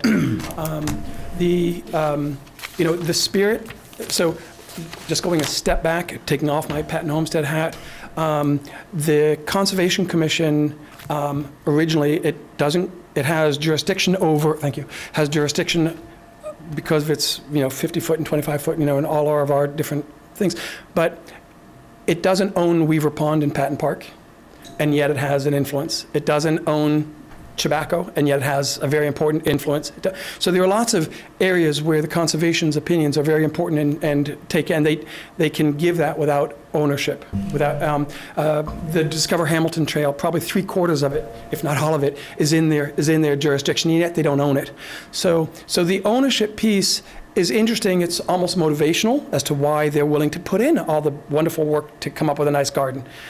So I understand it, but I don't know that it's necessary. But it's also not my point. It's something that this board will figure out with the director on the ownership piece. On the canoe launch, early on, the Conservation Commission was not in a structure to run it, and the DPW was saying, oh, maybe we can. And so it was just fighting between DPW and Michael to figure out how we optimize that. The fact that they're saying, they're pushing and saying, let's do the canoe launch is great. But once again, ownership is not relevant to let's make the canoe launch functional. Right. Okay, thank you. So one other person would like to speak, please. I'm David Summonsby. I'm a volunteer with the Military Service Day. I've been helping out there with my friend Pete Gwynn for the last 5 years, and it's been nice that it's been growing increasingly, and it was a great showing this year. My primary concern is, the possible loss of space in which we can grow to. We've already been in the previous years, we were able to use the area south of the canal drainage ditch, and we agreed not to this year, out of respect. I did have a couple of questions for George. I did notice that I'll speak at the mic and ask at the same time. The lines which are supposed to denote the wetlands, particularly north of the drainage ditch, currently if you look on Google Maps, about half of that is actually is mowed currently. And so Yeah. I was wondering whether that's all of actually this, you see, it was indicated the same way on Peter Kane's map, and the pond is actually only that far. So all of this is vegetated wetland, according to him. That was Peter Okay. Kane. He didn't distinguish between the pond and vegetated wetland in that area. But When you're did he- right, when did he this do- part of it is mowed. When did he do that survey? 2013, was it, I think? Yeah, probably. Okay. It was right before the That's- property was accepted in September Yeah, so 2000. probably six years ago or The so. map was just taken from Okay. his survey, and I Okay. Obviously, the denotation of the denotation of the actual wetlands boundary, I mean, that can change over time, depending on the plants. Maybe potentially that's an elevation, so it's a, potential flood area or something. But it seems to be in excess of what is currently there and observable, as far as it looks. Half of that is essentially field grass, and it's currently mowed. And I will mention that almost all the area north of the drainage ditch has been cultivated land in the past, so is regularly turned up, by a tractor versus a tank, but either way. The other question I had for you, George, is this area here, which is on the hillside. That's all clearly well outside of the Yes. 100-foot boundaries, and I was Yes, it wondering is. why you wanted to include Basically, that. so we could put the trail through there. You notice we haven't, I didn't put any yellow on that. I'm Okay. not suggesting that it should revert to meadow or anything like that. Mhm. I think everything north and on this side in this side of the pond will just stay as it is, mowed to the extent that it is already. My only comment is that the width of that seems to be fairly excessive just for a trail. It would appear that, the area that's within the 9.1 acres would have, the width that would accommodate a trail, but There's a stone wall and a lot of poison ivy right there. that's And it's true. only this wide. I think I have Okay. fallen in there. So it doesn't work. And if you talk to Patton Ridge, I'm sure they would not like a trail quite so close to their buildings. Well, maybe That just on would- this that would side put of it- That would the, put it a little further away. And of the it would stone be wall. much easier to put the trail. and the only other comment I had is, as far as how you picked this particular point, I will mention that there's essentially, it's not really traveled way, but when we're having the military demonstration, there's sort of a de facto road that goes up right in front of where the pool area is and into here, and the line as it's drawn would be Right up. would be Well- right into it. I say So- all of this area we would leave as it is, and of course that includes that. The reason it's drawn that way is to encompass the 100-foot buffer line. Yeah. But instead of drawing it around this way, I drew it that way so that the trail would be accommodated. That's I just noticed all that the explanation. you're outside of it here by a Yeah. bit, but anyway, just, Well, That- maybe those are really people only like my to put comments. more line segments in there. You can put 3 or 4 if he wants to. anyway, thank you for your time. Thank you. I'll be quick. Several years ago, when Say who you are. Patton Ridge was only a dream, Tell us your name, please. sir? Duke Seaver, Essex Street, I'm going to guess 3 years ago maybe, when you people were dreaming about this. One thing that you missed the point on, I think, is safety. You get all them buildings up there, you get the hill with people with canoes and things, anybody's going to drop a cigarette butt, and you're going to have a fire. And I suggested at the time, when you were closing the well, to put in a hydrant there to draw water. It's been disconnected from the town water, I know that.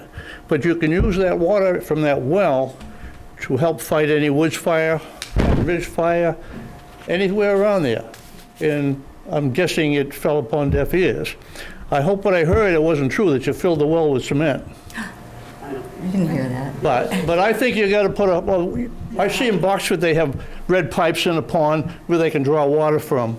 You should do that at the old well. There's a hydrant near that. There's One a- hydrant, there's a one town- hydrant.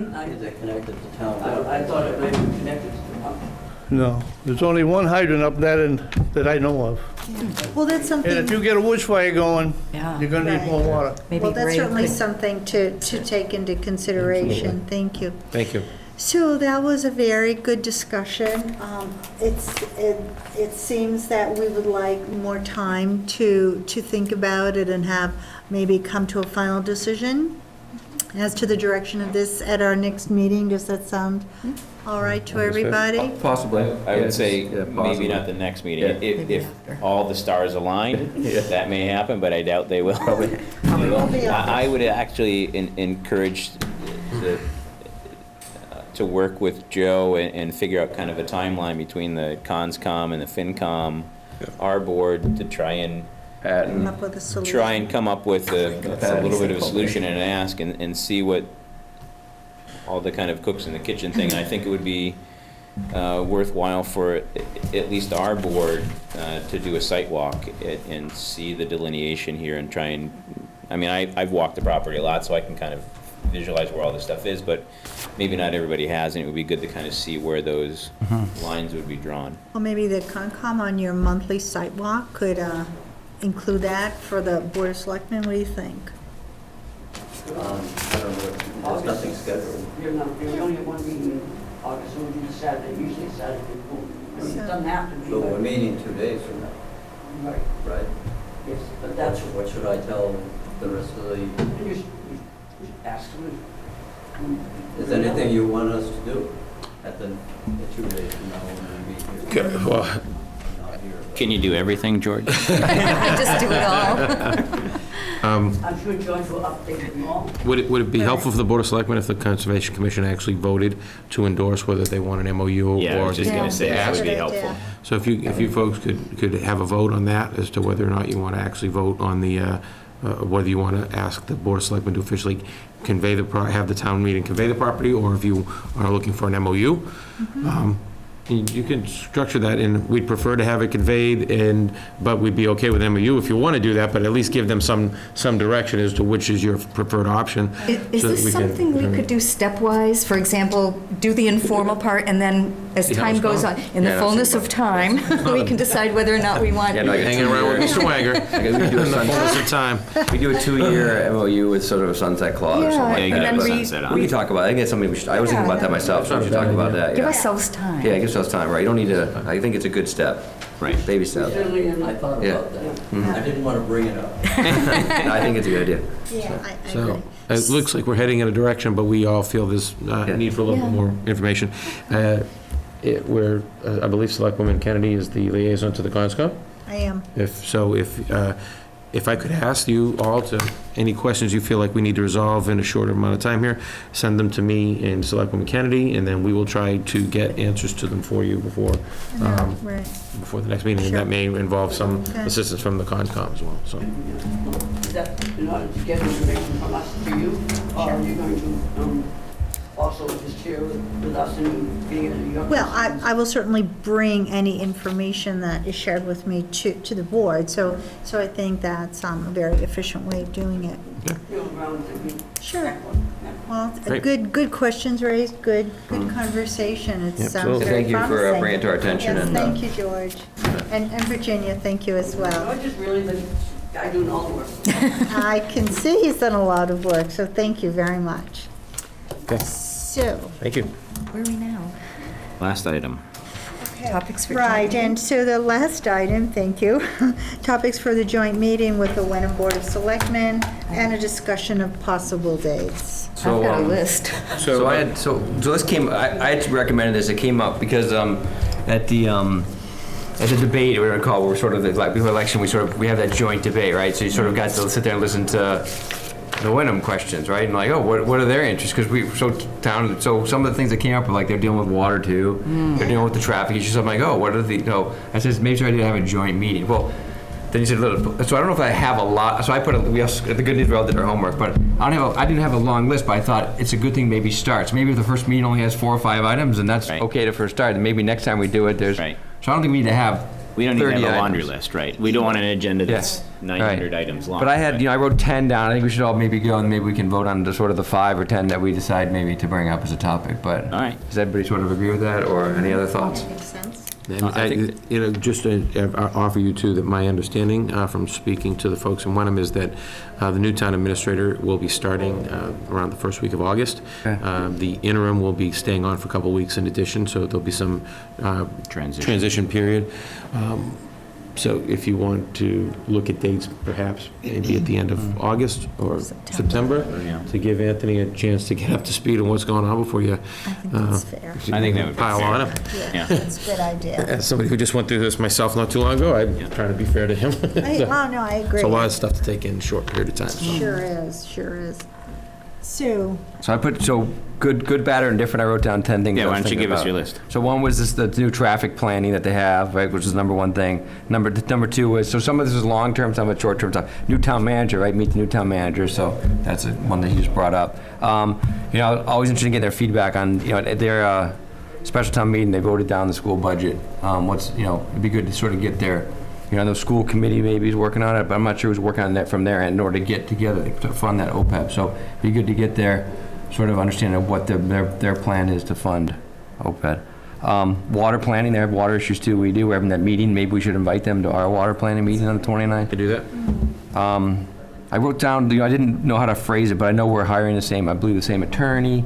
Is there any sort of economy to scale of sharing or litigation strategy? We're trying to also have less litigation, like sharing sort of strategies for how you have more mediation, less litigation, how do you work? So some discussion, whatever that means.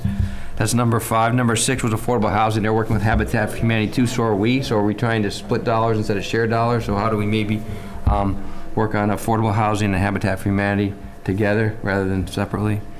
Combined services, just, and that lists many things, whether it's recreation, Right. Pleasant Pond, library, whatever, so. CO, et cetera. And then private roads policies, also interested in seeing what they do with their private roads, because we're going through our struggle, and I don't know what they have. Do they have as many private roads as we do? I'm assuming they do. So it'd be interesting to hear if they're going through the same. So that's sort of the ideas I had. So it was traffic, new town manager reduction, school budget, OPED, water planning, litigation strategies, affordable housing / habitat, combined services, and private road policy. Well, that leaves nothing for me. Really? Good. Wow. No, I was just going to say, focusing on shared services, I think, is Yes. probably what I, Right. yeah, Yeah. Right. I agree. IT, HR. Yeah, no, right, yeah. You know, Right, that what can we, stuff. yeah, what's shared right now and maybe what in the future? We should be thinking big picture. What can we share in the future? Long-term. People are sometimes afraid to talk about long-term and big picture because it's a big deal, but maybe it's worth starting those discussions, so. I think so. I totally agree with that. Sean, did you? I had a lot of the same things that Bill had: traffic, the legal counsel, water. I added one. They have an ambulance service currently. Yes, and we're thinking So I'm about it. curious on how that's been going for them. Combined services, the Darcy and your point, Bill, as well. School budget. And then I just had one that was kind of I guess a low-hanging fruit. Wasn't really an important one, but we have a complete streets policy. And part of the community compact with the governor is thinking about those connectors between communities. You know, and I've talked to our DPW director a couple times over the years about bike lanes and different things like that, and sidewalks. And, you know, a lot of that stuff can be kind of coordinated between the two communities. It would be, Wenham on one side, Ipswich on the other, and trying to make that a continuous, kind of a nice thing for pedestrians or bikers or whatnot, to have that continuity, so something just doesn't stop at the town line, that it would continue through both communities if we did some type of a project like that. And that's pretty much all I had. I mean, besides IT, HR, all that kind of stuff, and I think that kind of wraps a little bit into the school discussion as well. A handful of years ago, we had spoken to the school committee about possibly trying to share HR and IT, and they kind of told us to hit the road. Yep. But I'd like to open that discussion again a little bit. I know Joe's been working on IT and HR, and we're kind of got the ball rolling with some other communities. But Nothing's done yet, nothing's set in right, stone. but whatever we can kind of right, talk no. to them about and see what the options are, the better, I think. No, I think it makes Do we want to talk about dates, too?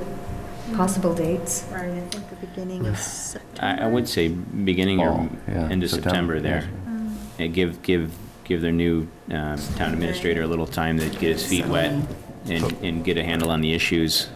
And it maybe we even, we have the running list from the minutes today, but maybe we revisit it again and kind of let their BOS know what we're kind of thinking of, and maybe we can trade some ideas back and forth and before the meeting, and then we can narrow it down to maybe 4 items or something like that, so it's not a really long meeting. Right, and just sort of open the doors Right. to discussion instead of having a million things to talk about, fewer, and to really understand each other's perspective might help with just Making building connections. bridges and So could I also offer maybe a little bit of a slight change to that? I think if, you got a list of about 10 things here, if you guys could kind of come to agreement on your 5 or 6, Yeah. and then ask Wenham to pick their 4, and then just have the meeting on the 4 that all sides kind of agree on? Yeah.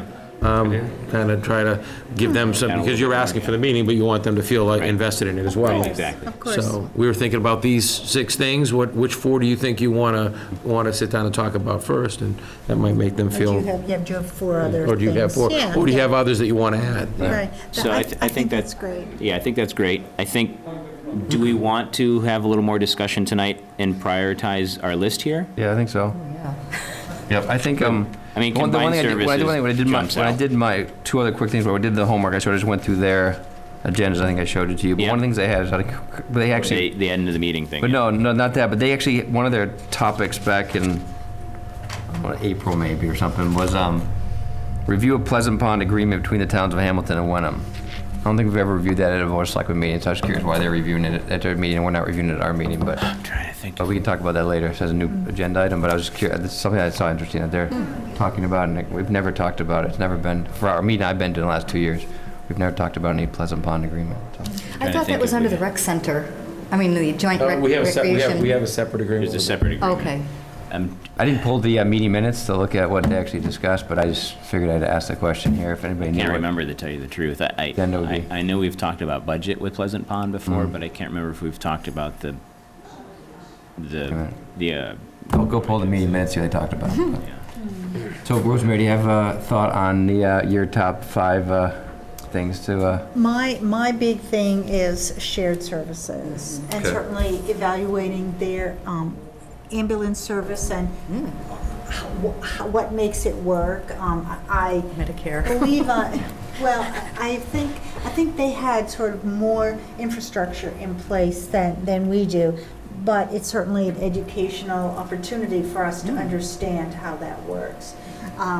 Maybe COA being shared. I mean, there are a lot of ways that we can conserve our resources, and I know that they're having financial issues, and so. What's their CO? Where does their COA Oh, meet? it's over. Right by it's- Bucher. It's over next to the Bucher. Oh, yes, okay, yep. Right. That's where you get your baseball Yeah, equipment that's where you from. can't park. Those parking spots are. Yeah. Right. And they actually, do you know, interestingly, a lot of the seniors do use both COAs, so. Okay. do. So, They go back and forth. It's just a thought. Some of the seniors have brought it up, what if we combine services? So it's something to think about. I don't know how interested Jim Reynolds is in that, or Mary Beth, but it's something to think about. So streamlining services, I think it's important to do it in any way. So that was sort of my thought. Yeah, I think it's two parts, right? Shared service number. The first topic is how are we doing on the ones we're doing? Yep. And then number 2 is Yeah. what can we do next? Yeah, I think Okay. that's a good way to break it up. All right. For me, the other two kind of big ones were school budget and water. Yeah. What's their water situation? And I think, and I've had this conversation with Joe a couple of times now, we're trying to figure out Greater Coastal Basin and Ipswich River watershed and Beverly's water source, Right. right? And if we're getting water, if we negotiate something with Beverly, it can't jump over the top of Wenham. No, it's gonna go through. So it's got to go through Wenham. Right. So, that kind of a conversation might be worthy of having. So I agree. I think shared services, school budget. I think water planning. I think the last one you said was the traffic and sort of the complete streets thing, yeah, I streets think kinda those go kind of together. tie hand to hand, right? Maybe those maybe I could and let the other one sort of slide. I think that's my opinion. Well, I think So- the water issue is huge, I think, and I think that might be a Yep. meeting all on its own. Yeah. Well, that's why we should invite them, like you said, to the 29th. and All then- water board. We'll Right. do think that that's a tomorrow. great We'll do that idea. tomorrow. And it's not in the calendar yet on the town website, but It will be. probably with this week. Yeah. And we invited the FinCom to that as well. Survey that you mentioned on the town website. Where did I find that? It was emailed to me Who did you email on the to? town Couldn't find it. site, so let me see if I can find it. I'll just Okay. shoot it over. What was the name The of it? town It survey came she from a mentioned earlier. wasn't it? Dropbox. It was a Dropbox from DPW. All right, look in there. deep. Yeah, from the So director. I have kind of Tom. 4 things that break down into kind of more than 4 things, I guess, if I'm looking at my list. School budget was 1. Combined services was kind of broken down into 2 categories, where we are, where we could be, and then water. And then kind of lumped all together, I put traffic, the complete streets, and the private ways. Yeah, Shoot. So I agree with that. Let's, Those 4 things kind of are more than 4 things, really. Yeah. So maybe that's a good start. Yeah, That's a okay. lot. I'll bring that to them, see what we all they, agree? see what they say. Very good. No, that sounds fine. Great. So I think we're just up to topics for the next Board of Selectmen meeting. I have some. If that's okay. I think we need to take a look at all the various private nonprofits that the town's funding to get a handle on how much we're spending every year on private nonprofits and analyze what we get out of it as a town. Take a look at HDC, Patton, the Affordable Housing Trust. I'd like to know how much we spend every year, and I'd like to know what the return on our investment is at that point. But I think we should periodically take a look at all of them anyway, and I'm sure that there are others too. I think we need to find a way to get out the word that the town clerk position is open, and we're going to be raising the pay commensurate with the duties and responsibilities of the office, and that we're looking for good people in town to run.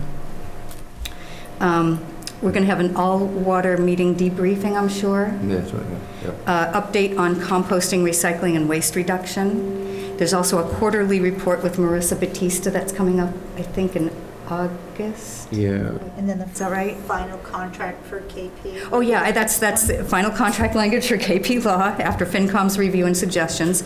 Are we going to follow up on that road race proposal? We have not heard from. Okay, I was just wondering about that. And we should probably talk about the senior transportation and what options we can provide them with so that they can get rides to their in-network medical appointments. And I would also like to have KP Law help us with the 550 Highland language that is clarified for STM. And that's it. Is there any room? Oh, it's just yeah. throwing stuff at the wall. I mean, I don't know when, do we have to actually do anything with the contract for Murray?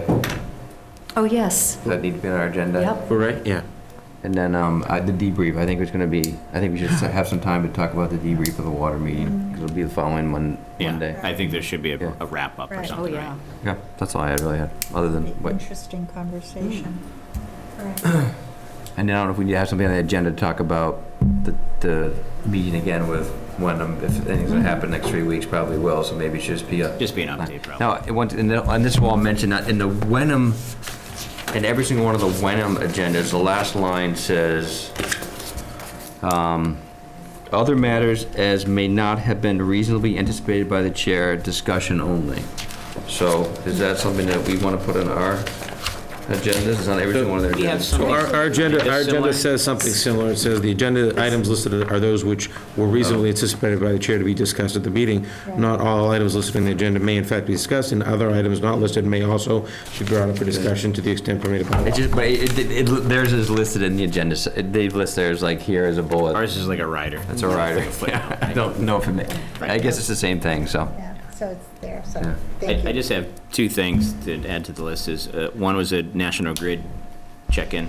They got back to me and they're available. I actually got the email this morning from Faith. They're available to come in either meeting in August. Perfect. So I know that the chair has been liking to keep the agendas manageable, so depending which of these get onto the August 5th agenda, we may ask them to wait until the 19th, but sometime in August, you'll see them.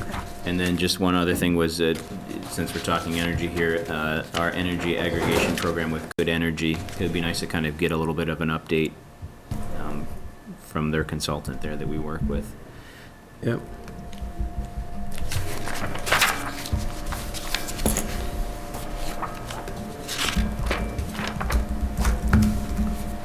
That's it. Okay. That's good. I make a motion to adjourn.